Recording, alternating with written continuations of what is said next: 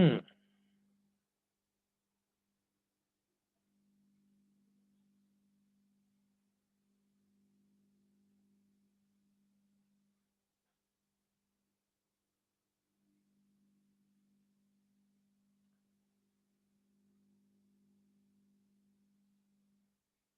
ईश्वर कौन है, ये आज का टॉपिक, योगा टिल 16।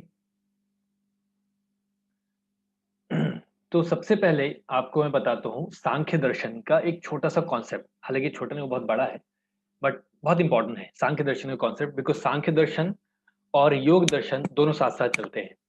ये दर्शन क्या है? These are the philosophies of ancient Indian tradition. भारतीय योग, भारतीय षट दर्शन की फिलोसफीज हैं ये। षट दर्शन, जहाँ पर 6 दर्शन शास्त्र हैं, उनमें से एक है सांख्य दर्शन, दूसरा है योग दर्शन। तो सांख्य दर्शन में इस पूरे ब्रह्मांड की रचना की गणना कैसे है वो बताया है। सांख्य दर्शन में सारा कुछ थ्योरी है कि इस पूरे ब्रह्मांड की रचना, आप हम सब की रचना कैसे हुई है। तो सांख्य दर्शन के अनुसार सबसे पहले यहाँ पर दो एंटिटी है सिर्फ, पुरुष और प्रकृति। प्रकृति में सारे क्रियात्मक गुण हैं, मतलब जितनी भी जो भी रचनाएं हैं, रचनात्मक गुण जो भी हैं, वो प्रकृति में है, पुरुष में नहीं है। अच्छा, ये यहाँ पुरुष ओनली मेल्स नहीं, पुरुष एक एंटिटी जो हम सभी हैं इसमें, irrespective of gender, age, caste, anything. So ये पुरुष जिसे हम आम भाषा में आत्मा बोलते हैं, या जिसे इंग्लिश में प्योर कॉन्शियसनेस बोलते हैं, ये वो पुरुष है, मतलब आप हम सभी। जैसे हम बात करते हैं कि मैं कौन हूँ, वो क्वेश्चन मैं कौन हूँ, तो मैं ना मंजीत हूँ, ये वो मेरी आइडेंटिटी है, ना मैं शरीर हूँ, ये लड़का हूँ, ये मेरी एक फिजिकल आइडेंटिटी है। ना मैं किसी का पुत्र, ना किसी का दोस्त, ना किसी का भाई, ये सब रिलेशनशिप्स हैं। तो अल्टीमेटली मैं हूँ कौन? तो मैं हूँ ये प्योर कॉन्शियसनेस, ये पुरुष, ये है मेरी रियल पहचान। लेकिन समझ क्यों नहीं आता है? क्योंकि हम अपने आप को किसी और नजरिए से देखते हैं। वो क्या है वो अभी पता चलेगा। तो ये दो एंटिटी सबसे पहले थे और हमेशा से हैं, पुरुष एंड प्रकृति। प्रकृति जिसमें 3 गुण प्रधान होते हैं, ये यही 3 गुण इसमें होते हैं, सत रज तम। वो सार ये त्रिगुणात्मक रचना जितने भी हम आसपास देख रहे हैं, ये सब ये प्रकृति का ही है। प्रकृति के अलग अलग रूप हैं। तो सत रज तम, ये जब 3 गुण, जब ये त्रिगुण समभाव में होते हैं, तब ये प्रकृति प्रधान होती है। यहाँ पर इसमें कोई रचना नहीं है ना, क्योंकि बैलेंस है। रचना तब होती है जब इम्बैलेंस होता है। तो जब प्रकृति में और इसके गुणों में जब इम्बैलेंस हुआ, तो पहला जो तत्व निकल के आया, जो पहला इवोल्यूट हुआ, वो है बुद्धि। और ये सत्व प्रधान है। ये बुद्धि ये बुद्धि जानती है कि पुरुष और प्रकृति दोनों अलग हैं। अभी हम नहीं समझ पाते हैं, हमारे लिए सिर्फ ये थ्योरी है। हम नहीं समझ पाते, हमें लगता है कि हम बहुत बलवान हैं, हम बहुत कमजोर है, मैं बहुत घमंडी हूँ, मुझसे ढंग से बात करना, या मैं तो बहुत प्रेमी हूँ, सबसे प्रेम करता हूँ, मुझे कोई फर्क नहीं पड़ता।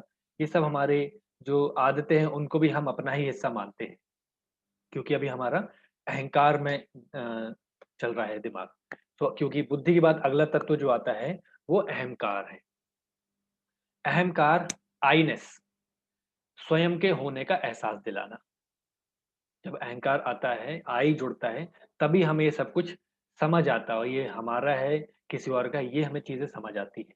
तो ये अहंकार तत्व के जब परे जाते हैं, तब हमारे बुद्धि से जब हमारा काम चलता है, तब हमें समझ आता है, जब हम बुद्धि में स्टैब्लिश्ड होते हैं, तब समझ आता है कि पुरुष, हम स्वयं एक प्योर कॉन्शियसनेस अलग है, बाकी सब आइडेंटिटी है और अलग अलग टाइटल्स हैं।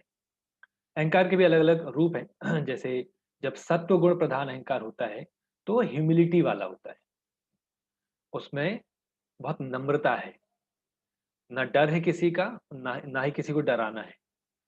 जब रज प्रधान होता है, तो ईगोइस्टिक, घमंड वाला अहंकार होता है। अहंकार एक तत्व है, अच्छी चीज भी है कि आपको ये ज्ञान कराता है। और जो तमस प्रधान अहंकार है, वो सैडिस्टिक पर्सनालिटी, मतलब वो बहुत ही डरा हुआ है, बहुत ही उसमें फिर वो खुद को कुछ नहीं समझता है। हाँ, वो खुद को कोई वैल्यू नहीं देता है। इसके बाद जो अगला तत्व निकल के आते हैं, अगले तत्व जो निकल के आते हैं, उनमें से सबसे पहला है मनस, मन, इंद्रियाधीश, माइंड। दूसरा होता है ज्ञानेंद्रियां, हमारे 5 ज्ञानेंद्रियां, hear, see, taste, smell, feel और टच। सुनना, देखना, चखना, सूंघना और स्पर्श को महसूस करना। उसके बाद 5 कर्मेंद्रियां, speech, grasp, movement, extraction, excretion and procreation. बोलना, पकड़ना, चलना फिरना, मूवमेंट एक्सक्रीशन मतलब हमारा उत्सर्जन तंत्र, और प्रोक्रिएशन है हमारा रिप्रोडक्टिव सिस्टम, हमारे जैसे और संतति पैदा करना। तो ये 5 ज्ञानेंद्रिय, 5 कर्मेंद्रिय, टोटल 10 इंद्रियां हैं, और इनका इंद्रियाधीश कौन है? मनस। तो वो भी एक प्रकार से इंद्रिय का ही काम करता है। तो टोटल मिला के 11 इंद्रियां हमारे हैं। इसके बाद अगला अहंकार से अगला इवोल्यूट निकल के आता है, जो है सूक्ष्म तत्व, तन मात्रा। साउंड, टच, लाइट, टेस्ट और स्मेल, शब्द, स्पर्श, रूप, रसगंध। इन सूक्ष्म तत्व से ग्रॉस एलिमेंट्स निकलते हैं, स्थूल तत्व निकलते हैं, और यही स्थूल तत्व पंच महाभूत कहलाते हैं। यही स्थूल तत्व पंच महाभूत कहलाते हैं। शब्द से बनता है स्पेस, ईथर। टच से बनता है एयर, हम हवा को स्पर्श महसूस करते हैं ना। लाइट से बनता है फायर, रूप। और टेस्ट से बनता है वाटर, एंड स्मेल, गंध, अर्थ। और ये स्थूल तत्व पंच महाभूत जो हैं, इनके आगे इसके बाद कोई भी नया कोई तत्व नहीं निकला है। This is the end of the evolution. और जितना भी जो भी हम आसपास क्रिएशन देख रहे हैं, बस इन्हीं पंच महाभूतों और यही 3 गुणों का अलग अलग अनुपात में उनका मिश्रण है। सब कुछ यही है। लेकिन यहाँ खास बात यह है कि प्रकृति में सारे रचनात्मक गुण हैं, पुरुष में नहीं है। पुरुष यहाँ पर सिर्फ दृष्टा भाव से है, हम यहाँ सिर्फ दृष्टा भाव में है। पुरुष में ना कोई गुण है और ना ही उसमें कोई एक्शन है। ये पुरुष की खासियत है। सारे गुण, सारे एक्शन कहाँ पर हैं? प्रकृति में है। लेकिन प्रकृति में चेतना नहीं है, पुरुष चेतना है। चेतना मतलब कॉन्शियसनेस है पुरुष, प्रकृति में कोई कॉन्शियसनेस नहीं है। एक एक लो लेवल का एग्जांपल देता हूँ, जैसे मोबाइल में सारे फंक्शन हैं, सॉफ्टवेयर है, सब कुछ है, लेकिन ये अपने आप रन करेगा? मतलब अपने आप ये स्विच ऑन होके कॉल लगा देगा क्या? नहीं। उसके लिए क्या चाहिए? इसमें सारे क्रिएट करने के फंक्शंस सब कुछ हैं, लेकिन एक अलग से इनपुट चाहिए, है ना? मैं इसको स्विच ऑन करूँगा बटन दबा के, या उसको पासवर्ड डाल के इसको ऑन करूँगा, कॉल लगाऊँगा नंबर डाल के, तब जाके काम करे। बस वैसे ही प्रकृति में सारे रचनात्मक गुण हैं, लेकिन चेतना नहीं, तो अपनी तरफ से कोई भी ये एक्शन नहीं ले सकती है।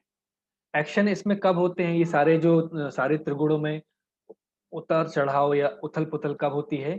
पुरुष की प्रेज़ेंस में। इसको एक लो लेवल का एग्जांपल देके बताता हूँ कि जैसे बहुत सारे लोहे के तत्व, जैसे कील है, कुछ बोल्ट है, लोहे के कुछ पदार्थ ऐसे पड़े हुए हैं। वो अपने वैसे पड़े हुए हैं। लेकिन एक हेवी मैग्नेट हो, मैग्नेट को पास में लाएँगे और उनमें हलचल शुरू हो जाती है। वो अपने आप नहीं होंगे, उनमें चुंबकत्व की शक्ति है, लेकिन अपने आप एक-दूसरे से नहीं चिपक रहे हैं। वो आकर्षित होंगे चुंबक के प्रति, लेकिन चुंबक का पास में होने या उसका प्रेज़ेंस होना ज़रूरी है। तो चेतना पुरुष है, और या पुरुष में चेतना है, उसके प्रेज़ेंस में प्रकृति अपने आप एक्शन में आती है। और ये सारा जो हमें जगत दिखता है, स्थूल तत्व जो दिख रहा है, भौतिक जगत जो दिख रहा है, उसकी प्रेज़ेंस में सब कुछ अपने आप होने लगता है। ये हुआ सांख्य दर्शन की फिलॉसफी। लेकिन बाद में कुछ स्कॉलर्स, या ऐसा कहते हैं ना, कुछ स्कॉलर्स ने फिर वो उठाया कि अ, सवाल, या इसमें एक बात आती है कि पुरुष में चेतना है, लेकिन ये खुद कुछ नहीं करता है, एक्शन नहीं करता है, तो ये प्रकृति के पास भी क्यों आएगा? ये क्यों प्रकृति के करीब आके उसको एक्शन करने में मजबूर करेगा? क्योंकि पुरुष तो प्योर कॉन्शियस है, ये तो अपने में मगन है। ये दृष्टा भाव, ये सिर्फ देख रहा है। इसको इसमें ना कुछ एनालिसिस चल रहा है, ना कुछ अच्छा-बुरा है, ना कुछ सही-गलत है, ये सिर्फ है। तब वहाँ पर महर्षि पतंजलि एक कॉन्सेप्ट देते हैं, ईश्वर प्रणिधान, और ईश्वर तत्व के बारे में बताते हैं। सिर्फ यही एक बेसिक अंतर है सांख्य दर्शन और योग दर्शन में। बाकी सब, योग दर्शन सांख्य की पूरी फिलॉसफी को फॉलो करते हैं, पूरी थ्योरी को प्रैक्टिकल एस्पेक्ट में समझाने की कोशिश करते हैं कि जो-जो थ्योरी सांख्य दर्शन में पढ़ाई गई है, योग दर्शन में प्रैक्टिकली उसको कैसे इम्प्लीमेंट कर सकते हैं, कैसे प्रैक्टिस में ला सकते हैं। सिर्फ यहाँ पर इन दोनों में अंतर आ जाता है कि सांख्य ईश्वर में विश्वास नहीं करता है, या ईश्वर तत्व वहाँ कुछ है नहीं। योग दर्शन में महर्षि पतंजलि ईश्वर तत्व भी इंट्रोड्यूस करते हैं। कैसे? और वो ईश्वर तत्व क्या है? वो है पुरुष विशेष। अगर हम प्योर कॉन्शियस हैं, पुरुष हैं, तो हमसे भी एक उत्तम कोटि का एक तत्व रहेगा जो पुरुष विशेष रहेगा। और पुरुष विशेष का भी कॉन्सेप्ट कैसे आया? उन्होंने जब जब तरह अलग-अलग तरीके बताए, उत्तम अधिकारी के लिए, मध्यम अधिकारी के लिए, निम्न अधिकारी के लिए, जब अलग-अलग उन्होंने टेक्निक्स बताई, कि आप ऐसा-ऐसा फॉलो करें, ये टेक्निक्स फॉलो करें तो आपको योग प्राप्ति होगी। योग मतलब समाधि की प्राप्ति होगी। तो अलग-अलग टेक्निक्स हैं और साथ में उन्होंने एक चीज़ और ऐड करी है, ये सब करें लेकिन इसके बाद भी अगर मतलब एक और ऑप्शन भी है कि जैसे आप अभ्यास वैराग्य की प्रैक्टिस करें, अभ्यास का प्रैक्टिस करें, वैराग्य का प्रैक्टिस करें तो आपको योग प्राप्ति होगी या एक और ऑप्शन है ईश्वर प्रणिधान, कि ईश्वर को समर्पित हो जाए। तो उत्तम अधिकारी के लिए भी उन्होंने मेंशन किया कि ईश्वर को समर्पित हो जाएँ, तो भी आपको ये योग प्राप्त हो जाएगा। सब कुछ उन पे छोड़ दें, अपना काम करते रहें, सब उन पे छोड़ दें। जब मध्यम अधिकारी के लिए क्रिया योग बताया तब स्वाध्याय ईश्वर प्रणिधान, तो तप करो, स्वाध्याय करो, उससे योग प्राप्ति होगी या फिर ईश्वर प्रणिधान करो या साथ में तीनों करो। वैसे ही अधम अधिकारी के लिए अष्टांग योग में भी ईश्वर प्रणिधान आता है। तो ईश्वर प्रणिधान जब बार-बार ये बात आ रही है कि ईश्वर प्रणिधान कि ईश्वर पे समर्पित हों, तो जब उन्होंने पहली बार ही मेंशन किया ईश्वर प्रणिधान तो फिर क्वेश्चन आता है ईश्वर कौन है? क्या है ईश्वर जिनको हमें समर्पित करना है? तो पहले अध्याय का 24वां सूत्र है, क्लेश कर्म विपाक आशय अपरामृष्टः पुरुष विशेष ईश्वरः। जो क्लेश, कर्म, विपाक और आशय इन चारों से अनअटैच्ड है, इन चारों से अनटच्ड है, वो पुरुष विशेष ही ईश्वर है। वो सामान्य पुरुष नहीं है, सामान्य कॉन्शियस नहीं है। He is a special consciousness, special पुरुष, पुरुष विशेष। अब समझते हैं क्लेश क्या है। क्लेश वो भावनाएं या अफ्लिक्शंस ऑफ माइंड जिनके कारण हमारे चित्त में वृत्तियां बनती हैं। वृत्तियां और क्लेश साथ में उत्पन्न होती हैं और जब क्लेश समाप्त हो जाएं तो वृत्तियां भी समाप्त हो जाती हैं। वृत्तियों का उसमें कोई रोल नहीं रहता है। तो क्लेश जैसे एग्जाम्पल बताएं, अविद्या, अविद्या मतलब इग्नोरेंस, नॉलेज ही नहीं, इग्नोरेंस है कि आपको कुछ ज्ञान नहीं है, इसका ही आपको ज्ञान नहीं है। आपको क्या नहीं मालूम है, ये आपको मालूम ही नहीं है, तो ये होगी अविद्या। और जब ये नहीं मालूम होता तो क्या होता है, आप कुछ जानना भी नहीं चाहते हैं, आपको कुछ फर्क नहीं पड़ रहा है, तो आप बस अपने आप में जीते हैं, नहीं अपने अपने अहंकार में, अपने घमंड में, जैसे आपकी लाइफ चल रही है बस वैसे ही जिए जाते हैं। कोई लाइफ में कुछ उन्नति नहीं है, वो अविद्या है। फिर राग द्वेष भी एक क्लेश का ही भाग है। पंच क्लेश महर्षि पतंजलि ने समझाए हैं, जिसको हम किसी अलग दिन टॉपिक में लेंगे। 5 तरह के क्लेश में राग द्वेष सबसे ईज़ी टू अंडरस्टैंड है कि जहाँ राग है, अटैचमेंट है, वहाँ द्वेष ज़रूर होगा।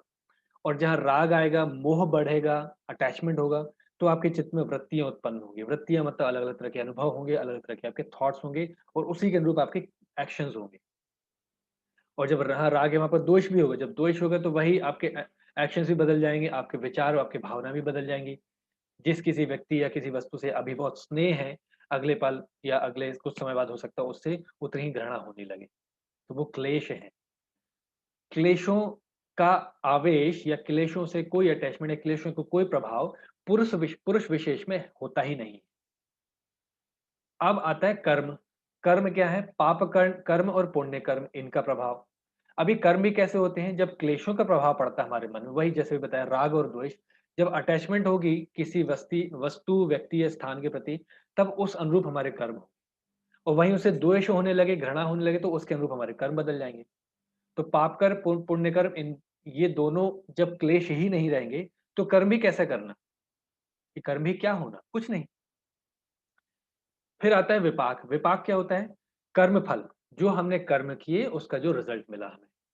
जब कर्म ही नहीं होने हैं तो विपाक कैसे बनेगा? कर्म फल मतलब विपाक मतलब कर्म फल। आपने पुण्य कर्म किए तो आपको पुण्य उसका फल मिलेगा, पाप कर्म किए तो पाप का फल मिलेगा। लेकिन ईश्वर विशेष, पुरुष विशेष ईश्वर जो हैं, वो इनसे भी परे हैं। आशय मतलब जो हमें कर्मफल हमें प्राप्त होता है, उसके अनुरूप हमारी वासनाएँ बनती हैं, हमारे डिज़ायर्स बनते हैं। पाप कर्म पुण्य कर्म किया, अच्छा फल मिला, हमारी डिज़ायर बनी कि और इस तरह के पुण्य कर्म करें। पाप कर्म किया, उसका हमें दुःख भोगना पड़ा, फिर डर लगता है कि नहीं अब ये ऐसा नहीं करना है। या फिर मन और उद्विग्न होता है कि साला अब यही करना है, देखते हैं अब कौन कितना परेशान करता है। तो इस तरह की जो डिज़ायर्स होती हैं, वो आशय कहलाते हैं। और जो इन सब से अपरामृष्ट मतलब जो इन सब से अनअटैच्ड हो, इन सब से परे हो, जिनका जिस पर इन सब का कोई प्रभाव ना पड़ता हो, वो है पुरुष विशेष, वो है ईश्वर। लेकिन जो जिसमें कोई गुण नहीं है, जिसमें जो कोई कार्य नहीं कर रहा है, जो कुछ भी जिनको मतलब पढ़ने से कुछ मिलना नहीं, तो वो तत्व यहाँ क्यों रखा गया है? उनकी उपयोगिता क्या है?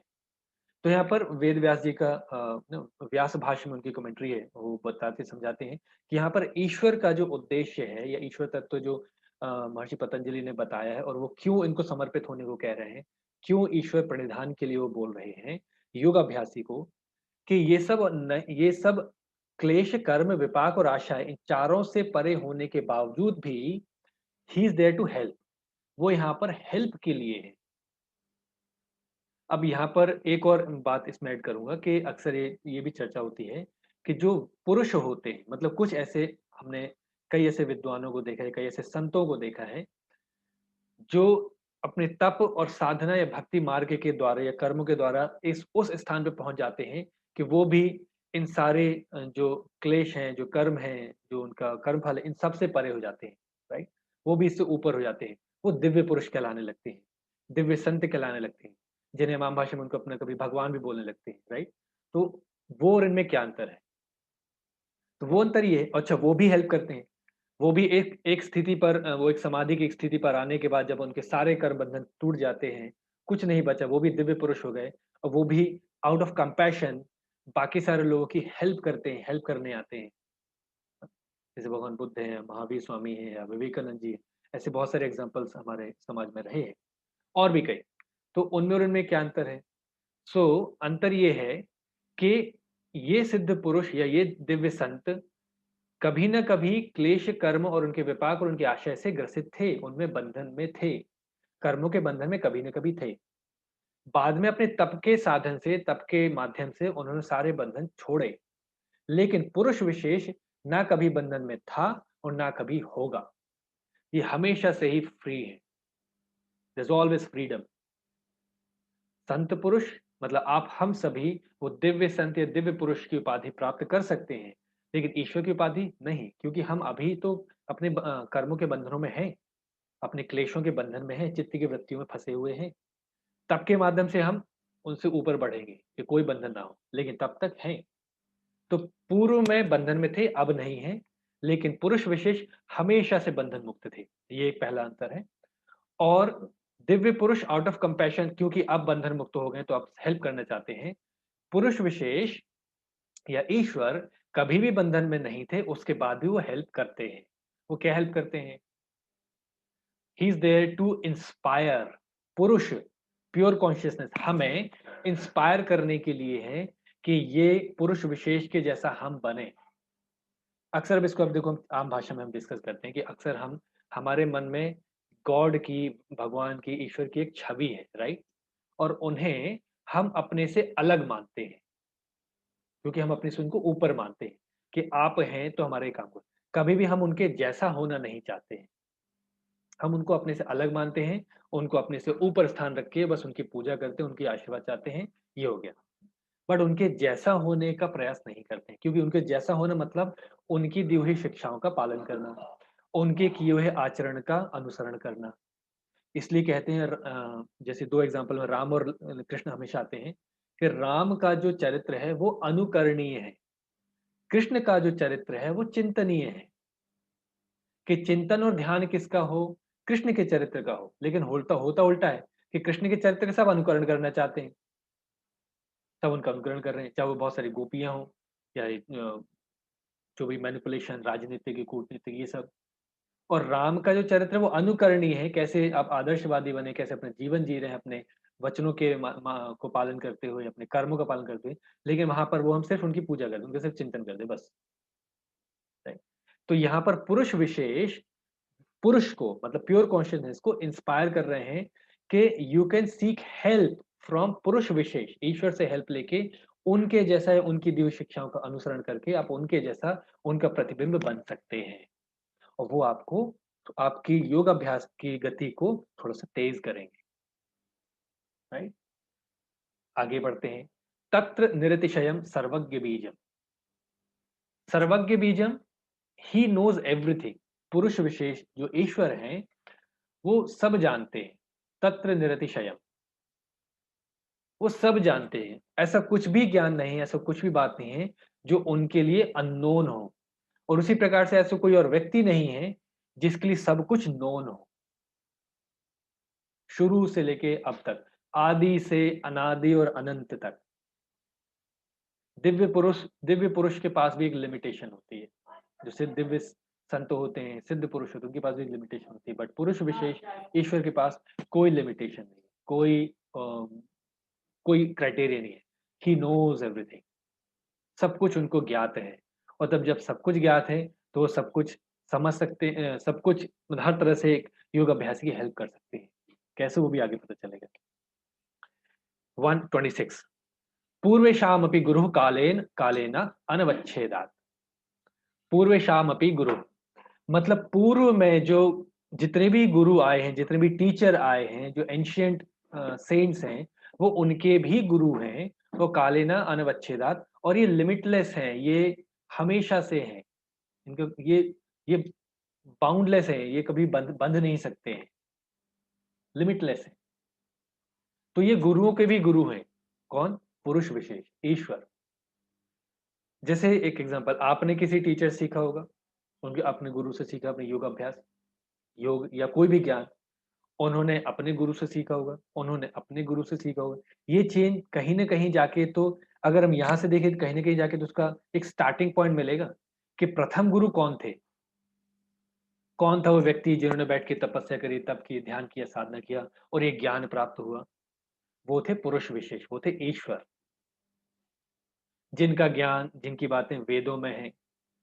फिर वेदों का अलग-अलग उनका टीका है, टिप्पणी है, उपनिषद उनके अलग ब्रांचेज़ हैं, उपवेद हैं, ये सब कुछ है। लेकिन प्रथम ज्ञान पुरुष विशेष ईश्वर से आया, वेदों के रूप में।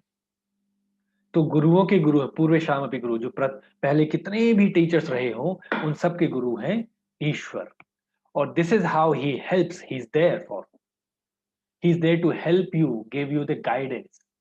उन्होंने सब कुछ ज्ञान अपना दे चुके हैं, वो सारा ज्ञान दे चुके हैं। अब क्या करना है आपको? बस उसको फॉलो करना है। और साथ ही साथ अपने गुरुओं के गुरु, प्रथम गुरु पे विश्वास भी रखना है, उन पर सब समर्पित भी करना है कि हम इसमें बढ़ रहे हैं आगे, बढ़ना भी चाहते हैं। बहुत सारी चीज़ें जो प्रॉब्लम्स भी आ रही हैं, हर्डल्स आ रहे हैं, समझ नहीं आ रहा है, तो क्या करना है? आपके सवाल आपके हवाले है। अब आपके ऊपर है, आप सँभालो। मैं आगे बढ़ रहा हूँ या बढ़ रही हूँ अपने योग अभ्यास में, अपने कर्मों में, बहुत सारी चीज़ समझ नहीं आ रही हैं, कैसे करें, क्या करें, वो सब आपके हवाले है। बस मैं करते जा रहा हूँ या करती जा रही हूँ। तो this is the significance of Ishwar, of पुरुष विशेष। अब आती है बात कि वो उनका नाम क्या है? तो महर्षि पतंजलि अगले सूत्र में बताते हैं, तस्य वाचकः प्रणवः, कि उनको प्रणव के नाम से बुलाते हैं। वाचक मतलब बोलना। उनको प्रणव के नाम से उनका उद्बोधन करते हैं। और प्रणव क्या है? ओमकार। प्रणव क्या है? ओमकार। सो ओमकार उनका नाम है, और उस ओम को भी नाम है, ओम का भी नाम है प्रणव। जिस प्रकार से जो दिव्य स्वरूप ईश्वर का है, या जो जो अनंत ज्ञान, अथाह ज्ञान ईश्वर के पास है, उतना ही सिग्निफिकेंस, उतना ही डिग्निटी और उतना ही इंटेंस पावर उनके नाम में भी है, प्रणव। इसीलिए अगले सूत्र में महर्षि पतंजलि बोलते हैं, तत् जपः तद अर्थ भावनम, तद जपस तदर्थ भावनम, कि उनके नाम का जप और उनके नाम का अर्थ का ध्यान करने से आपके सारे चित्तों के वृत्तियां सब नष्ट हो जाती हैं, सारे क्लेश सब दूर हो जाते हैं, सारे कर्म विपाक आशय सब नष्ट हो जाते हैं, और आपका मन शांत हो जाता है, और चित्त वृत्ति निरोध होता है, और आपको योग की प्राप्ति होती है। इतना पावरफुल उनका नाम है। सिर्फ ओम का रिपीटेशन, ओम ध्यान, उसके अर्थ पर ध्यान, अर्थ मतलब ईश्वर का प्रतीक है, तो ईश्वर पर ध्यान बार बार बार बार बार बार करते रहने से धीरे धीरे आपके चित्त की वृत्तियां समाप्त होती हैं, कर्म, क्लेश, विपाक, आशय सब समाप्त होने लगता है, और आपको मिलता है चित्त वृत्ति निरोध। इसलिए महर्षि पतंजलि ने कई बार मेंशन किया है, 3 बार, तीनों अधिकारियों में अलग अलग उनको बताया है कि ईश्वर प्रणिधान, अपने सब कर्म करते रहो, जो आइडियाज़, जो टेक्निक सब जो आते हैं आपके दिमाग में, जो आपको समझ आते हैं, वो सब प्रैक्टिस करते रहो। लेकिन साथ ही साथ ये भी रखो, हालाँकि उन्होंने इसको एक ऑप्शन के रूप में रखा है। उत्तम अधिकारी के लिए जो अभ्यास वैराग्य हैं, उनको ऑप्शन के रूप में रखा है, सिर्फ़ उत्तम अधिकारी के लिए, कि या तो अभ्यास वैराग्य या ईश्वर प्रणिधानाद् वा, या तो ईश्वर प्रणिधान, कि वो भी करते रहें, उससे अगर कुछ डिफ़िकल्टी हुई तो ईश्वर प्रणिधान। और मध्यम अधिकारी के लिए जब क्रिया योग बताते हैं, तो उसका एक अंग है क्रिया योग का। तप भी करो, स्वाध्याय भी करो, ईश्वर प्रणिधान भी करो। और म अधम अधिकारी के लिए, बिगिनर्स लेवल के लिए अष्टांग योग में तो ये शुरुआत में ही है। यम, अहिंसा, सत्य, अस्तेय, ईश्वर प्रणिधान। नियम, शौच, संतोष, तप, स्वाध्याय, ईश्वर प्रणिधान। सॉरी, अहिंसा, सत्य, अस्तेय, ब्रह्मचर्य, अपरिग्रह। और नियम में आ जाता है शौच, संतोष, तप, स्वाध्याय, ईश्वर प्रणिधान। कि शौच है, संतोष है, तप है, स्वाध्याय भी करो और फिर ईश्वर प्रणिधान भी हो जाए। तो पहले 2 स्टेप मतलब दूसरे स्टेप के भाग में उन्होंने बता दिया कि यहीं से ईश्वर प्रणिधान करना शुरू कर दो। तब आगे जाके आपके आसन भी फलीभूत होंगे और ज़्यादा, आपके प्राणायाम भी फलीभूत होंगे, आपका प्रत्याहार भी फलीभूत होगा और फिर बाद में आप अंतरंग की ओर भी जाएँगे, वो भी फलीभूत होगा। ठीक है? तो ऑप्शन सिर्फ़ ऑप्शनल है सिर्फ़ उत्तम अधिकारी के लिए, जहाँ पर उनके चित्त की स्थिति ऑलरेडी एस्टेब्लिश हो चुकी है, ऑलमोस्ट एकाग्र अवस्था के लिए, राइट? सो उनके नाम पर तत् जपः, उनके नाम का रिपिटेशन करते रहना, बार-बार, बार-बार जप करना, तद अर्थ और उनके नाम के अर्थ का ध्यान करना। तो उनके नाम का अर्थ क्या है? वो स्वयं, ईश्वर के नाम का अर्थ मतलब ईश्वर स्वयं। और वो उसके ध्यान को बार-बार ध्यान करते रहना, उनकी भावनाओं पे आपको एस्टेब्लिश होने से आपको चित्त की वृत्तियाँ समाप्त होती हैं, आपको योग प्राप्त होता है। तो ये है ईश्वर अकॉर्डिंग टू महर्षि पतंजलि इन योग सूत्र, and this is the significance कि ईश्वर कौन है? जो क्लेश, सारे जितने भी मन में चित्त की वृत्तियां जो हमारे क्लेश उत्पन्न होते हैं उन सबसे परे हैं। सारे पाप कर्म पुण्य कर्म से परे हैं। तो जब इनसे परे हैं तो उनसे जो रिजल्ट मिल रहा है अपने कर्मों से उनसे भी परे हैं। और जब रिजल्ट ही नहीं मिल रहा है तो कोई डिजायर भी नहीं है, तो कोई डिजायर नहीं है तो उनसे भी परे हैं। जिन सबसे अपरामर्श हैं, मतलब इनसे अनअटैच्ड हैं, वो पुरुष विशेष ईश्वर कहलाते हैं। और वो यहाँ पर या उनकी प्रेजेंस में पुरुष, हम प्योर कॉन्शियसनेस इंस्पायर होते हैं उनका प्रतिबिंब बनने के लिए या उनके जैसा होने का, ताकि हम उनमें समा सकें, हम अपने अपने स्वरूप को समझ सकें। और वो होता है बुद्धि के कारण। जब हम बुद्धि में स्टैब्लिश होते हैं तब हमें समझ आता है कि नहीं, हम पुरुष प्योर कॉन्शियसनेस है, हम ये सब आइडेंटिटी नहीं है। और क्योंकि उसमें कोई गुण नहीं है इसलिए उसको समझाना मुश्किल है। इसलिए आप देखना, कोई भी ट्रेडिशन हो, जब भी वो कैवल्य की बारी आती है तो वो सिर्फ सब टेक्निक्स बताते हैं। कैवल्य में क्या होता है, कैवल्य के बाद क्या होता है वो नहीं बता सकते। या प्योर कॉन्शियसनेस में कैसा फील हो नहीं बता सकते, क्योंकि जिसका कोई गुण ही ना हो आप कैसे बताओगे। इसलिए सब टेक्निक्स बताते हैं कि ये टेक्निक फॉलो करते हैं आपको पहुंच जाओगे, और जब पहुंच जाओगे खुद एक्सपीरियंस कर लो। तो हर कोई वहां जाके मौन हो जाता है, क्योंकि कोई गुण नहीं करता। आप शून्य में पहुँच गए, शून्य को एक्सप्लेन नहीं कर सकते हो। Until it's mathematics and you're a student of Aryabhata, right? So उस बुद्धि से हमें पुरुष की पहचान होती है, हमें स्वयं की आत्म प्योर कॉन्शियसनेस की पहचान होती है, स्व की पहचान, इसलिए वो स्व अध्याय है। स्वाध्याय मतलब खुद खुद बैठ के कुछ भी स्टडी करते हैं, मैगज़ीन वैगज़ीन वो नहीं है। स्व का अध्याय, कोई भी टेक्स्ट, लिटरेचर पढ़ना, सुनना, देखना, जिससे आपको स्व का अध्ययन हो। प्योर कॉन्शियसनेस वो पुरुष का अध्ययन, वो स्वाध्याय है। और उससे फिर आपको आप ईश्वर से उनके समकक्ष होने का प्रयास करते हो, उनसे इंस्पिरेशन लेते हैं। और क्योंकि ये सब जानते हैं, तत्र निरतिशयम् भी सर्वज्ञ बीजम्, सब जानते हैं, वो आदि, अनादि, अनंत सब कुछ उनको ज्ञात है। तो आपकी वो उस तरह से वो सारा ज्ञान उनके पास उपलब्ध है और फिर आपकी वो हेल्प करते हैं। और ये गुरुओं के भी गुरु हैं, सबके गुरु हैं, प्रथम गुरु यही ईश्वर हैं, जिनसे समस्त ज्ञान के का प्रभाव चला आ रहा है। तो आप उन पर ध्यान करते हैं, सर्वोच्च गुरु पे।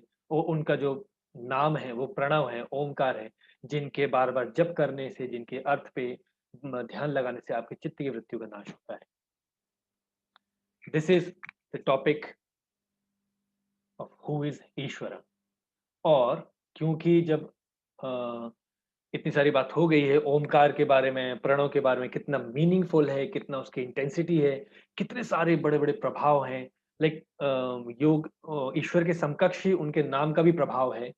जैसे एक भजन भी है ना कि राम से बड़ा है राम का नाम, तो वैसे ही है। सो मैं आप लोगों के लिए लेकर आ रहा हूँ प्रणव मेडिटेशन। इस बुधवार 9 तारीख को सुबह 9 से 10 और इसी गुरुवार 10 तारीख को शाम को 5 से 6। तो जो भी ये प्रणव मेडिटेशन, प्रणव ध्यान ज्वाइन करना चाहते हैं, इसमें जुड़ना चाहते हैं, तो यही क्रेडेंशियल्स रहेंगे। आईडी पासवर्ड योगा टेल्स का ही रहेगा आईडी पासवर्ड। जो आज जिसने आज ज्वाइन किया है ज़ूम के थ्रू, इसमें आप ये लाइव नहीं रहेगा, ये फेसबुक लाइव नहीं होगा, ये ज़ूम के थ्रू ही आपको ज्वाइन करना है। तो इस बुधवार सुबह और गुरुवार शाम को प्रणव मेडिटेशन हम 1 घंटे प्रैक्टिस करेंगे। क्या होता है प्रणव मेडिटेशन? आप भी एक्सपीरियंस कीजिए, उसके क्या प्रभाव हैं, वो भी आप स्वयं एक्सपीरियंस करेंगे। ठीक है? तो ये आईडी पासवर्ड आप सँभाल के रखिए, जिसको भी ज्वाइन करना है, you are free to join, आप बिल्कुल इसमें जुड़ सकते हैं। और कोशिश करें समय से 5 मिनट पहले ज्वाइन करें। बीच में ज्वाइन करने से कई बार डिस्टर्बेंस होता है। तो थैंक यू।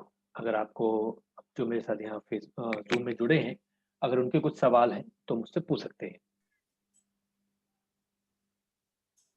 मेरे हैं सर। जी, प्लीज़ वेलकम।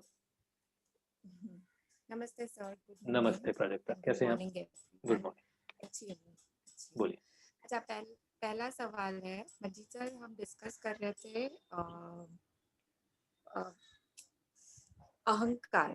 हुँ, ओके, अहंकार में हमने 3 चीजें देखी कि one is humility, other is sadistic और तीसरा क्या अहंकारी था ना, लाइक ईगो। इगोइस्टिक। ओके, तो हाँ, और हमने ऐसे डिस्कस किया उसमें कि ये कभी कभी होना ज़रूरी भी है बिकॉज उससे हमें अपने स्व का पता चलता है, something right. Like that you mention. It's तो नॉट ये लाइक कैसे कभी-कभी पता हो चलता है? ये ऐसा नहीं कि कभी-कभी होना ज़रूरी है, ये हमारी हाँ, इवोल्यूशन का हिस्सा है। तो ये है ही, ओके, अहंकार तो है। अहंकार हमारे इवोल्यूशन का हिस्सा है। प्रकृतिगत बुद्धि, बुद्धिगत अहंकार, फिर सारे ज्ञानेंद्रियाँ, 11 तरह की इंद्रियाँ, सूक्ष्म तत्व, फिर ये ग्रॉस बॉडी, जो पंच महाभूत से मिलके बना है। तो ये इसका ही हिस्सा है, जिसको अलग नहीं कर सकते हैं। लेकिन वो अहंकार ही मदद करता है ये सारी चीज़ें समझने में। अभी सब कुछ कौन पढ़ रहा है? आप पढ़ रहे हो। ये कौन इम्प्लीमेंट करने वाला है? आप करने वाले हो। तो ये जो नॉलेज है, ये मैं ही कर मतलब जो भी सत्व ज्ञान है, ये मेरे लिए है। ये जो भी प्रैक्टिस है मुझे फॉलो करनी है, ये ज्ञान कहाँ से मिल रहा है? अहंकार के माध्यम से। वहाँ पर ईगोइस्टिक कैसे होने लगते हैं? सैडिस्टिक क्या होता है? सैडिस्टिक पर्सनैलिटी के मालूम सब कुछ है। जैसे एक और थोड़ा-सा एक एग्ज़ाम्पल देता हूँ कि जिनको स्टेज फ़ोबिया होता है, राइट?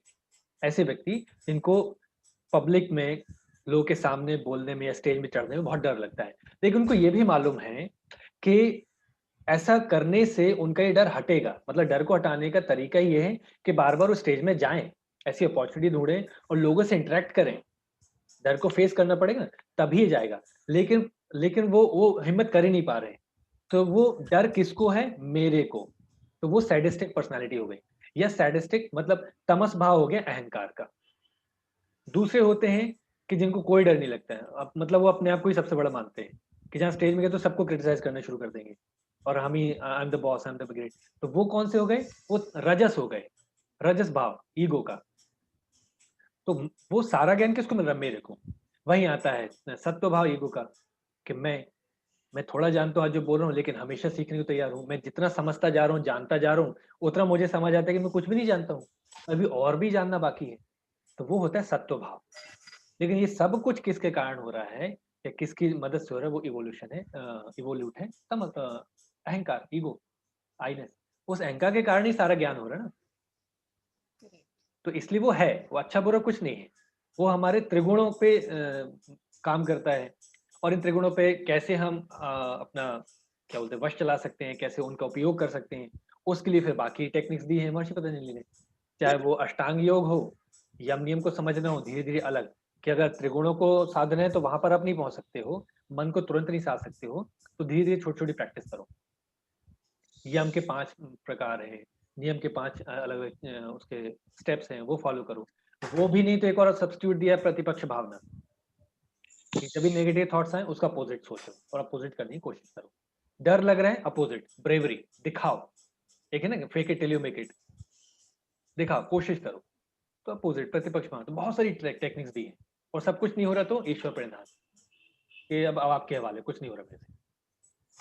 इसलिए ईश्वर परिधान बड़ा महत्वपूर्ण है यहाँ पर। भैया ये जो प्राजक्ता बोल रही है कि कभी कभी अहंकारी होना जरूरी है, तो वो उसको अहंकार के बदले है ना हम स्वाभिमान भी कह सकते हैं। बात जरूरी वाला नहीं है, बात है कि आप स्वयं देखें कि अहंकार हमें हेल्प कर रहा है सब कुछ समझने और जानने में, लेकिन उसमें फिर गुणों की कौन सी क्रिया है, कौन से गुण प्रधान है, बात जरूरी वाली नहीं है।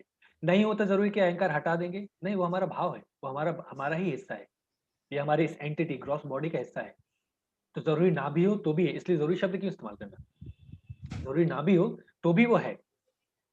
इस्तेमाल कैसे कर रहे हैं, उसके साथ हमारे कौन से गुण काम कर रहे हैं, वो ध्यान में रखें। कई बार होता है कि लोगों को खुद लगता है कि यार मैं मुझे बहुत गुस्सा आती है, मुझे बहुत गुस्सा आती है, मुझे मुझे उसको कंट्रोल करना है, हो नहीं पा रहा है। एटलीस्ट ये तो ज्ञान हुआ कि आपको गुस्सा आती है, राइट, और दूसरा आपको ये भाव है कि इसको कंट्रोल करना है, हो नहीं रहा है। अब उस भाव पे जो कभी कभी जो सत्व भाव है कि उसको कंट्रोल करना है, मतलब आपको समझ आ रहा है कि गुस्से से नुकसान है और वो अच्छी बात नहीं है और आपको खुद को ही मालूम हो रहा है। अब क्या करना है, अब आपको एक्शन लेना है। तो वो ज्ञान होना भी अहंकार के कारण हुआ कि आपको क्रोध आता है, और दूसरा ज्ञान भी हुआ आपके सत्व गुण के कारण कि इसको दूर करना चाहिए।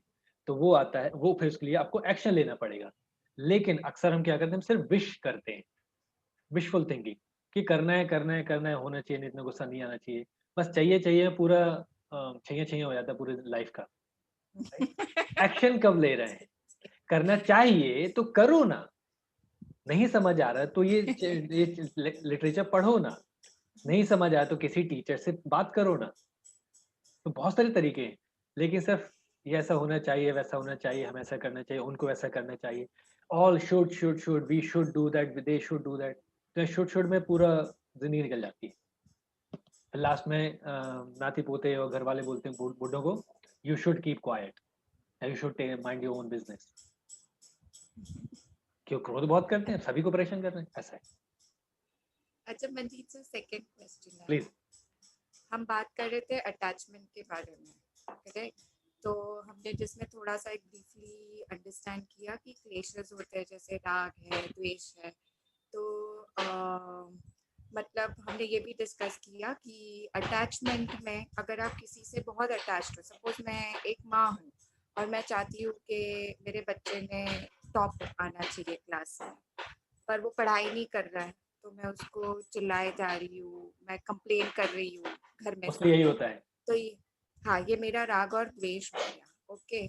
और हमें योग दर्शन या योग सूत्र के हिसाब से ऐसे कि इन सारी चीजों से हमें परे जाना चाहिए, राइट? बट मंजीत सर, ये कैसे करना पॉसिबल है? बिकॉज देखिए, जहाँ पे इट्स अ सिंपल थिंग, अगर आप पड़ोसी के बच्चे नहीं पढ़ रहे और अव्वल नहीं आ रहे हैं, तो आप उनको जाके तो नहीं बोलोगे कि नहीं, तुमने अव्वल आना चाहिए, तुमने पढ़ना चाहिए। पर ये आप अपने बच्चे को बोलोगे क्योंकि आप उसे अपनी जिंदगी का हिस्सा मानते हो और यू आर अटैच्ड बेबी, ठीक क्या है? है, देखो ये बहुत ही क्रूशल है और ये लगभग हर एक घर में होता है, 95 नहीं हाँ, तो 99% तो हर एक घर में होता है, आई मस्ट से, राइट। लेकिन इसको अगर अच्छे से एनालाइज करें तो क्या पहलू निकल के आता है, हम बच्चे से क्या एक्सपेक्ट कर रहे हैं या हम बच्चे के लिए क्या चाह रहे हैं। सबसे पहले बच्चे की भलाई, राइट, वो अव्वल क्यों आए, क्यों पढ़ाई में अच्छा करे, स्कोर करे, क्यों, ये उस पर उसका करियर, उसका ज्ञान, ये सब डिपेंड करता है, राइट। ठीक है, मतलब कहीं ना कहीं हम उसको अच्छे कार्य के लिए प्रेरित कर रहे हैं, हर ऐसा अच्छा कार्य जो उसको हेल्प करेगा। अब आते हैं हम अपने आप पे, हम जरा अपने आप को देखें, अपनी लाइफ को देखें, कौन कौन से ऐसे पहलू हैं जहां पर हमें सुधार की, और कई ऐसे पहलू जहां पर इंस्टेंट सुधार की, तुरंत सुधार की जरूरत है, वो भी हमारी ही भलाई के लिए है। क्या हम उन पर एक्शन ले रहे हैं? हम बच्चे की भलाई मतलब अपने से अलग किसी दूसरे की भलाई चाह रहे हैं, स्वयं की भलाई के लिए नहीं सोच रहे हैं। ये मैं क्यों बोल रहा हूँ, क्योंकि बहुत सारे ऐसे पहलू हैं जहां पर हम इंसान है ना, कमियां हैं, बहुत सारी गलतियां हैं जो हम रिपीट किए जा रहे हैं, उसको दूर नहीं कर रहे हैं, तो हम अपने आप को ही मोटिवेट नहीं कर पा रहे। और जब हम स्वयं को मोटिवेट नहीं कर पाएंगे, हम अपने बच्चे को कैसे मोटिवेट कर लेंगे। अक्सर होता है घर में के पिताजी लेटे हुए सो रहे हैं, माँ बाप सो रहे हैं और बच्चे बोल रहे सुबह जल्दी उठा करो, जल्दी उठा करो, बहुत अच्छी बात है। हाँ, है अच्छी बात, लेकिन जब अच्छी बात है तो आर यू फॉलोइंग दिस, क्या पेरेंट्स खुद फॉलो कर रहे हैं? ये बात सिर्फ बच्चे के लिए है अच्छी बात, मतलब उसमें कस्टमाइजेशन है, तो बच्चे भी कस्टमाइज करते हैं। और चलो यदि चाहे वो हम पढ़ाई फॉलो का कर हुआ, भी रहे हैं, हाँ नहीं पढ़ाई का कुछ भी है, तो शुरुआत वहां से होती है। हम सिर्फ पढ़ाई एक चीज को बड़ा बता के उसको ही नैगिंग करें, ऐसा बिल्कुल नहीं होता है। शुरुआत छोटी छोटी चीजों से होती है। कहाँ कहाँ आप अपने आप पर ध्यान देके अपने आप को इम्प्रूव करने के लिए खुद को मोटिवेट कर रहे हैं, ये चीजें बच्चा देखता है। और वो आपके कहने से नहीं सीखता, आपको देखने से सीखता है, आपको महसूस करके सीखता है। आप बाहर जाके या किसी भी सामने बहुत बड़ी-बड़ी बातें करें, प्रवचन दें, लेकिन आप स्वयं उसका उल्टा आपका आचरण है। मतलब अच्छाई, सच्चाई इन सब के बारे में बात करें और स्वयं आपका आचरण कैसा है? झूठा है। बच्चे वो महसूस करते हैं, बिकॉज़ बच्चे कौन है? हम सब कौन है? इंसान हैं। हम सब इमोशन ड्रिवन पीपल हैं, राइट? क्रीचर हैं। हम भावनाओं में जीते हैं, भावनाओं को महसूस करते हैं।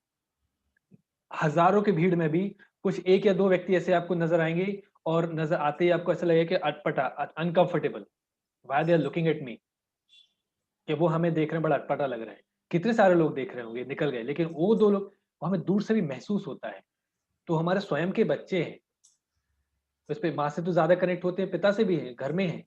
तो ऑरा है, वाइब्रेशंस है, वो कनेक्टेड हैं, वो फ़ील करते हैं। Then they are motivated, not by your words but by your action, by your thoughts. हम अपने थॉट्स, हम अपने विचारों और एक्शंस को ना बहुत ही लाइटली लेते हैं, उनको लाइक कोई वैल्यू नहीं देते हैं। भगवान बुद्ध बोल चुके हैं कि आप वही बनते जो आप सोचते हैं। So today we are what we have thought about in earlier days. तो विचारों में इतनी शक्ति होती है, तो विचार जब हमें हमारा जीवन बना रहे हैं, तो हमारे विचार आसपास के लोगों को अफेक्ट नहीं करेंगे। क्यों होता है कि आप किसी संत के पास या किसी अच्छे पुरुष के पास, अच्छे व्यक्ति के पास जाते हैं, आपके मन को शांति मिलती है। किसी अच्छी जगह पे जाते हैं, चाहे वो मंदिर हो, किसी का घर हो जहाँ पर खूब प्रेम व्यवहार का वातावरण हो, आपको बड़ा मन की शांति मिलती है। वहीं किसी घर में जाए तो बहुत नेगेटिव है, मतलब नेगेटिविटी छाई हुई है, एक दूसरे से चिल्ला रहे हैं, लड़ रहे हैं, झल्ला रहे हैं, और अटपटा लगता है, ऐसा लगता है चाय भी नहीं पियो, बस निकले यहाँ से, भागो। क्यों? क्रेमेटोरियम में अक्सर लाइक नेगेटिव होता है, लेकिन अक्सर वहाँ जाके दिमाग शांत हो जाता है, वहाँ मौन होता है। वहाँ पर आपको कुछ बात करने की इच्छा नहीं होती। क्रेमेटोरियम, शमशान घाट जाओ, आप तो मौन हो जाओगे। कि वहाँ पर सारे जो मंत्रोच्चार, जो कर्म हो, सब जो भी है, वो शांति वाले हो रहे हैं, शांति दिलाने की। तो वहाँ जाते ही मन शांत हो जाता है। ये आपको ज़्यादा बात करने की इच्छा नहीं होती। एक तो डर भी लगता है यहाँ ज़्यादा कुछ ऊट-पटांग बोले ना। मंदिर में जाते हैं, अंदर से कितना वो सब उद्विग्न भाव लेके जाते हैं, वहाँ जाके मन शांत होके बैठ जाता है। कि 24 घंटे वहाँ पॉजिटिव मंत्रोच्चार हो रहे हैं। तो पेरेंट्स को चाहिए कि अगर बच्चों को कहीं से भी मोटिवेट करना है, अगर उनकी पढ़ाई के लिए मोटिवेट करना है, तो छोटी-छोटी आदतों पे पहले उन पे ध्यान दें। उनको टूथब्रश करने की टेक्निक सिखाएँ। रोज़ सुबह-शाम दोनों टाइम करने की आदत डलवाएँ। राइट? सुबह उठ के जो भी अच्छे आचरण होते हैं, चाहे वो उठ के धरती माता के पैर छूना हो, बड़ों को प्रणाम करना हो, अच्छे पॉजिटिव वर्ड्स बोलने हो, या थोड़ी देर शांत बैठना हो, तो ये सब करने से पहले आपको करना पड़ेगा। कई महीने, कई साल तक पहले आपको ही अपने आचरण में लाना पड़ेगा कि आप उसमें मिस्टेक नहीं कर रहे हो, चूक नहीं रहे। जब आप करेंगे, फिर जब बच्चे बोलें, "बेटा ट्राई, यू आल्सो ट्राई", तब वो सुनते-सुनते कभी ना कभी तो ट्राई करेगा।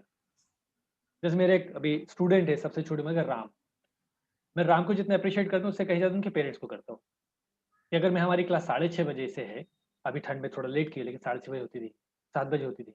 6:30 बजे से क्लास है और राम अगर उठ रहा है, तो उसको उठाने के पीछे उनके पेरेंट्स का हाथ है। तो उनके पेरेंट्स एटलीस्ट, वो उनकी पहले से आदत है, लेकिन फिर भी नहीं हो, तो भी 5:30 तो उठेंगे, दोनों उठेंगे, फ्रेशन अप होके, पूरा रेडी होके, मतलब एक चैतन्य अवस्था में आएँगे। तब बच्चे को अच्छे से उठा पाएँगे, "उठो बेटा।"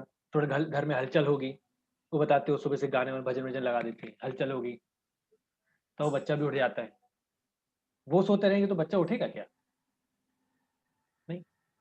पिछले 4 महीने से कंटिन्यू प्रैक्टिस है। 4 महीने में 2 या 3 बार ही हुआ है, शायद उनने क्लास ऑफ करी हो, किसी रीज़न से, कि कहीं शादी में गए, कहीं कुछ ट्रैवलिंग में हैं, कुछ इमरजेंसी की, रात को लेट हो गए, सुबह नींद नहीं खुली। तो वो सोते हैं तो बच्चा भी सोता है। तो ये बच्चे पर नहीं डिपेंड करता, ये हम पर डिपेंड करता है। और हम सिर्फ़ उसकी पढ़ाई को ध्यान दे रहे हैं। हम उसके रूटीन बिल्डअप पे ध्यान नहीं दे रहे हैं, हम उसके कैरेक्टर बिल्डअप पे ध्यान नहीं दे रहे हैं। कैरेक्टर बिल्डअप पे ध्यान देना चाहिए। रूटीन भी बनेगा, उसके आचरण भी बनेंगे। पढ़ाई का महत्व बाद में समझ आएगा। पहले उसको अपने दाँतों के महत्व के बारे में समझाइए। उसको क्यों टेक केयर करनी चाहिए, क्यों नहाना चाहिए रोज़, सुबह-शाम क्यों अच्छे से, या वो तो समझाइए। करियर तो बाद में, उसको तो अभी पल्ले नहीं पड़ रहा है, करियर होता क्या है। करिए तो बाद में समझेगा। क्यों नाखून अच्छे से काटने चाहिए, अच्छे से रखने चाहिए, क्यों दांतों से नहीं कुतरना चाहिए, ये तो समझाएं पहले। नहीं बस पढ़ाई पढ़ाई पढ़े, तुम्हें इतना नहीं आता, तुम्हें उतना नहीं आता, तुम्हें देखो हो वो देखो बच्चा उसको 20 तक टेबल याद है, तुम्हें नहीं आती है। आपने ध्यान नहीं दिया, उसको बहुत सारी चीजें नहीं आती है। घर में गेस्ट आते हैं तो चिल्ला चिल्ला के बात करता है, उसके बाद भी वो यहाँ वहाँ खेलता चलता है, उसको वो भी नहीं आता। ध्यान दिया? नहीं, हमें करियर, क्यों करियर से मिलेगा पैसा। मनी ओरिएंटेड पीपल भी यार, पैसा पैसा कैसे कमाओगे? क्योंकि तुम पैसे कमाओगे तो हम माँ बाप भी तो ऐश करेंगे, या उसका कुछ ना कुछ कंज्यूम तो करेंगे हम। ये हमारा एक नाम होगा, हमारा बेटा यहाँ काम करता है, इतना कमाता है। That's more important. तो क्राइटेरिया, प्रायोरिटी और डायरेक्शन, ये तीनों चीज डिसाइड करने की जरूरत है और चेंज करने की जरूरत है पेरेंट्स को, not to the kids. Kids will follow what you do, what you think and what you act, not what you say. But Manjeet sir कई बार ना ऐसे भी ऑब्जर्व किया है कि यू नो यही डिटैचमेंट बहुत बार एक इंडिफरेंस और इग्नोरेंस का भी पहलू ले लेती है। करेक्ट? मतलब फॉर एग्जांपल से मुझे आपसे कुछ एक चीज को लेके कोई दिक्कत है, मेरी और आपकी बात करते हैं, ओके मैंने आपको 2-3 बार समझाया कि क्या कंसर्न्स है, क्यों होती है, but still you choose to be adamant okay about it. और मैंने फिर डिसाइड किया कि ठीक है, आज के बाद मैंने काफ़ी समझाने की कोशिश की, बताने की कोशिश की, but now I will leave it up to Manjeet sir कि उनको उनकी ये एक्स जो भी कुछ कंसर्निंग चीज़ है मेरे लिए वो चेंज करनी है नहीं करनी है, it is up to you okay. और चलो मैं ये भी बोलती हूँ कि वो आपके हित में है, मतलब ऐसा नहीं कि कोई बुरी चीज़ है। तो धीरे धीरे यू नो आई स्टार्ट की ठीक है, अभी मंजीत सर को मैंने बता दिया, अभी मंजीत सर को करना है तो करे, नहीं करना है तो नहीं करे। But slowly you know that takes a level of indifference, मतलब फिर मुझे बॉदर ही नहीं करता है। मतलब अभी पहले आप सपोज 1 कप चाय पीते थे जो मुझे कंसर्न कर रही है, अभी आप 10 कप पी के भी प्रॉब्लम हो रही है आपको, बट मैं आपको कुछ बोलती नहीं हूँ। सो वो भी how to differentiate that fine line कि वो इग्नोरेंस तक नहीं जाए। बिकॉज देखिए मंजीत सर, ये आप अकेले रहते हैं, जब खुद के बारे में, स्व के बारे में आपको इम्प्रूवमेंट्स करनी है, it is still possible because the choice is yours, it's in your control. But when you इसमें एक stay सवाल in the पूछता हूँ। society, okay, I got your question, but हाँ सवाल पूछता हूँ ना। हाँ अगर मैं 1 कप चाय पीने में आपने टोका मैंने नहीं माना, अब मैं 10 कप चाय पी रहा हूँ, तो अब आपको बॉदर ही नहीं कर रहा है। तो सवाल है कि सच में आपको कोई प्रॉब्लम नहीं हो रही है, कोई बॉदर ही नहीं कर रहा है, आपका चित्त शांत है, हाँ या अब आपको ये प्रॉब्लम हो रही है कि मुझे कोई प्रॉब्लम ही नहीं हो रही है? समझिए, नहीं, क्योंकि अगर चित्त शांत है। चित्त शांत है, प्रॉब्लम ही नहीं हो रही है, सो कॉन्ग्रेचुलेशन, कॉन्ग्रेचुलेट योरसेल्फ। या इसी के लिए तो हम सब ये प्रयास कर रहे हैं, पूरी दुनिया पागल है कि मन की शांति, चित्त की शांति। कॉन्ग्रेचुलेट योरसेल्फ कि अब मैं 10 कप चाय पीऊँ कि पूरी सिगरेट का पैकेट फूँक डालूँ, आपको कोई फ़र्क नहीं पड़ रहा है। आपका चित्त शांत है। जब मुझसे बात करनी है तो आप उसी प्रेम भाव से बात करें, स्नेह भाव से, कि जो पहले करते थे। क्योंकि अब मैं जब चाय ज़्यादा पीने लगा तो आप मुझसे चिढ़ के बात करने लगे, ऐसा तो नहीं है। आपकी तरफ के भाव नहीं बदलने चाहिए, आपका चित्त नहीं बिगड़ना चाहिए, इन शॉर्ट यही है।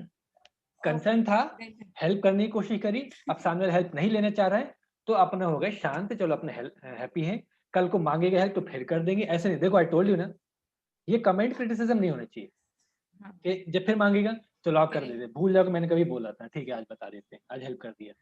या नहीं मांग रहे हेल्प तो भी ठीक है, अच्छे से जब भी मिल रहा है अच्छे से बात कर लिए, तो ये अच्छी बात है। ये कम, लेकिन अक्सर क्या होता है ना, हमारा चित्त कहाँ अटकता, फिर हम इसमें परेशान होने लगते हैं कि साला हमें कोई परेशानी नहीं हो रही है, या हमें जो परेशानी नहीं हो रही है, इससे सामने वाले को कोई फर्क नहीं पड़ रहा है, उसको कोई परेशानी नहीं हो रही है। कि मतलब मैं आके पूछे प्राइवेट क्या हुआ आजकल, तुम देख रही हो मैं इतने सारे चाय पी रहा हूँ तो मुझे टोक नहीं रही हो, मुझे भी कोई फर्क नहीं पड़ रहा है। तो कई बार ये भी प्रोजेक्टों को परेशानी कर रहे हैं। हम अटेंशन चाहते हैं, हम आपको हेल्प करना चाह रहे हैं, ये आप रिकॉग्नाइज करो कि हम आपकी हेल्प करना चाह रहे हैं, समझो। This is our nature. I want to help you, you should recognise that I want to help you. और अभी जो मुझे फर्क नहीं पड़ रहा है, इससे आपको फर्क पड़ना चाहिए कि देखो अब मैं पहले हेल्प करना चाह रही थी लेकिन अब नहीं कर रही, तो आपको क्यों प्रॉब्लम नहीं हो रही है। ह्यूमन माइंड, ह्यूमन माइंड बहुत कॉम्प्लिकेटेड है, बहुत शरारती है, बहुत बहुत मजेदार है, बहुत मजेदार है। तो अब प्रॉब्लम आपको इससे नहीं है कि आपको कोई प्रॉब्लम नहीं पड़ रही है, प्रॉब्लम अभी भी वही है कि मुझे कोई प्रॉब्लम नहीं पड़ रही। तो पहले 1 कप में टोका था तो भी नहीं सुना, अब 10 कप में भी तुम्हें पूछ ही नहीं कि पीऊँ कि ना पीऊँ या क्यों नहीं टोक रही हो। So I am living my life अपने टर्म्स में। अब उसमें मेरा भला बुरा जो है तो मेरे ऊपर है, लेकिन you should live your own life. आपको ये देखना भी नहीं चाहिए क्यों काउंट किए मैं 10 कप पी रहा हूँ, मतलब कहीं ना कहीं आपके चित्त में है, आप देख रहे होगे, देखो एक बड़ा एक बड़ा एक बड़ा, तो अभी मन की शांति है नहीं।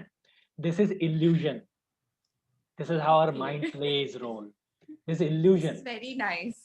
दिस इज इल्यूजन कि अभी 10 कप काउंट किए हैं आपने, फर्क नहीं पड़ता तो एक भी ना दिखता, मेरे हाथ में कप होने के बाद भी वही नजर ना आता।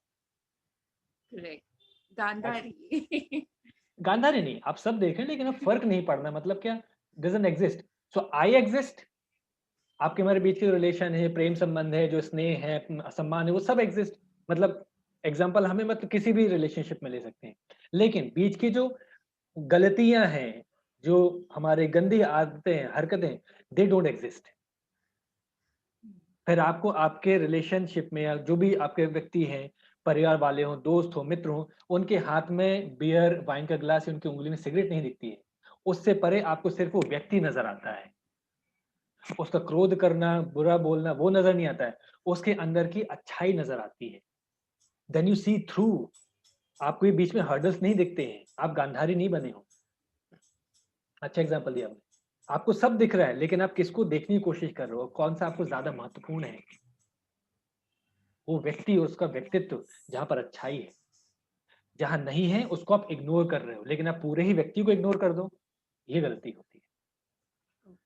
क्योंकि रिलेशनशिप्स आर इंपॉर्टेंट, किसी भी तरह से कोई भी हो, रिलेशनशिप इंपॉर्टेंट है, मित्र हमारे इंपॉर्टेंट है, परिवार इंपॉर्टेंट है, कई बार तो इंपॉर्टेंट के साथ साथ मजबूरी भी होती है कि नहीं छोड़ सकते, कई बार हमारा कर्म बंधन भी होता है कि इनके साथ कर्म बंधन है तो निभाना है, तो भी नहीं, तो फिर कैसे अपने चित्त को शांत रखें, उसके परे देखने की कोशिश करो।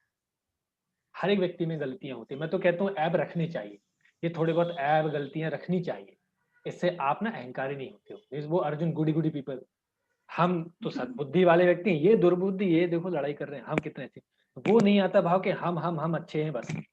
तो एक आध ऐब होते हैं तो आपको खुद की, वो कहते हैं ना कि एक अच्छा सा शब्द की औकात पता रहती है कि हम अगर थोड़ी बहुत कुछ ऐब है हमारे में तो दूसरे पे हम उंगली ना उठाएं, हम भी उन्हीं में से एक है। ऐब के तरीके हो सकते हैं, इंटेंसिटी अलग हो सकती है। तो अगर मेरे मेरे चाय के कप का अगर एडिक्शन आपको दिख रहा है तो आप अपने आप में देखिए कहाँ कहाँ आपका एडिक्शन है। दूसरों के एडिक्शन को देखकर टोकना भी एक एडिक्शन है। it's जो being व्यक्ति, critical. हाँ, जो व्यक्ति बहुत सत्य और बहुत सत्यवादी और बहुत अच्छे आचरण करता है ना, अपने समाज में देखना, जो हमेशा साफ सफाई रखता है, वो अपने पड़ोसी को हमेशा टोकता रहता है, झल्लाता रहता है जरा से कचरे को लेके। तो साफ सफाई बाहर की कर रहे हैं, यहाँ की तो हुई नहीं ना, यहाँ तो और कचरा भरता जा रहा है, वो हमेशा देखते रहते, देखो ये कर दो, आपस में बैठे कहीं मोहल्ले में तो गॉसिपिंग हुई, वो ऐसा कचरा करते, तो सब यहाँ कचरा यहाँ भर रहा है, तो यहाँ की सफाई तो की नहीं। एडिक्शन तरह तरह के हैं, कुछ दिखते हैं कुछ नहीं दिखते। तीसरा क्वेश्चन, यस। अच्छा, one last question, fourth one. Fourth is talking about, हाँ, ईश्वर प्रणिधान के बारे में हम बात कर रहे थे। तो मैंने ईश्वर प्रणिधान को ऐसे समझा था कि Ishwar pranidhan is equal to faith, okay, और वो फेथ मतलब फेथ, ओके ओके, हाँ, जैसे अभी आपने बताया कि ओमकार भी एक स्वरूप में मानकर उसमें प्रणिधान कर सकते हो, या जैसे मैं मानूं कि कृष्ण भगवान ही मेरे लिए, मतलब मैं बोलती हूँ कभी कभी के कृष्ण कान्हा जी आपको अर्पण, या कोई बोलेगा कि पेड़ पौधों में किसी को, तो can I understand Ishwar pranidhan is equal to faith? Of course faith and trust, वो था ना कि आप उनके एग्जिस्टेंस पे, ईश्वर पे, उनकी इंस्ट्रक्शंस पे, उनके लेसन्स पे, उनकी टीचिंग्स पे ध्यान रखें, उन पर फेथ रखें, वो फॉलो करें। कल अपना कोर्स चल रहा था योग सूत्र, है ना, उसमें अंतराय हमने पढ़े, उसमें एक अंतराय क्या है, संशय, डाउट। व्याधि स्त्यान प्रमाद आलस्य संशय, संशय मतलब डाउट।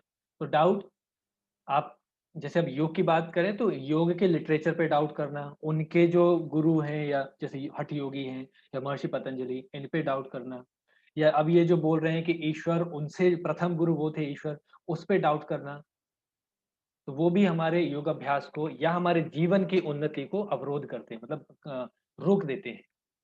तो ऑफ कोर्स वो डाउट नहीं होना मतलब पूर्ण विश्वास होना कि अगर ये लिटरेचर कह रहे हैं तो सत्य है, हमें सिर्फ एक्सपीरियंस नहीं हो पा रहे, हम अभी समझ नहीं पा रहे, समझेंगे बाद में, तो हमें प्रैक्टिस करना शुरू कर देना चाहिए, हो सकता है बाद में समझ आ जाए।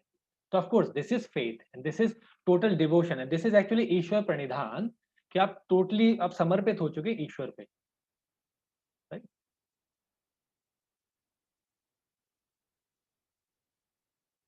Thank you, all got you. Okay, any other question? All done. Okay, thank you. Any other question? Anyone else? नहीं तो हम सेशन यहाँ समाप्त करते हैं।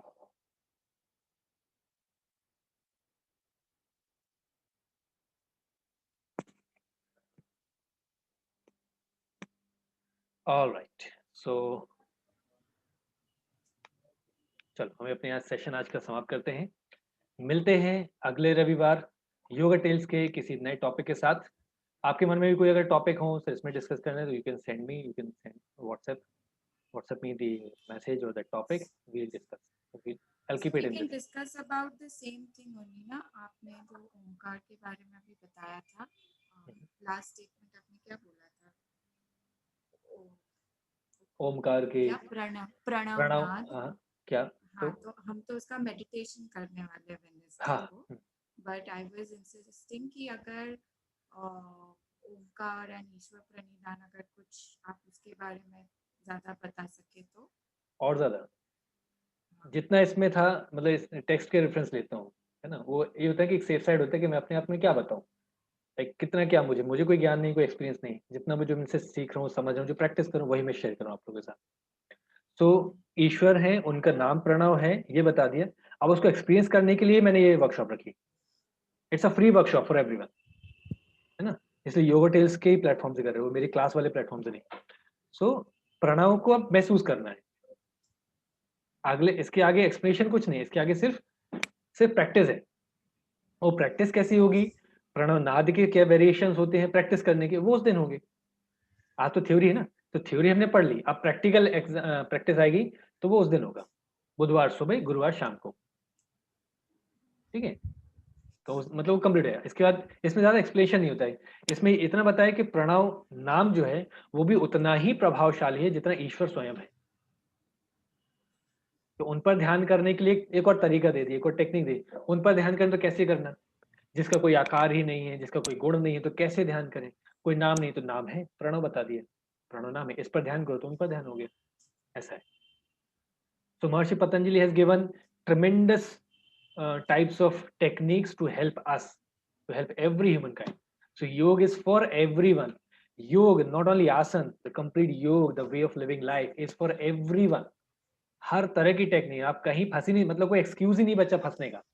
ये नहीं हो रहा तो ये करो, वो नहीं हो तो ये करो, कोई एक्सक्यूज नहीं है बचने का। फिर इसके बाद आपके खुद के तमस प्रभाव है कि हम बस बच के निकलना चाहते हैं, हमें करने नहीं, जैसी चल रही लाइफ चलने दो। चलो मिलते हैं अगले रविवार को योगा टेल्स के 17वें अध्याय के साथ। Have a happy and healthy life. Hari Om.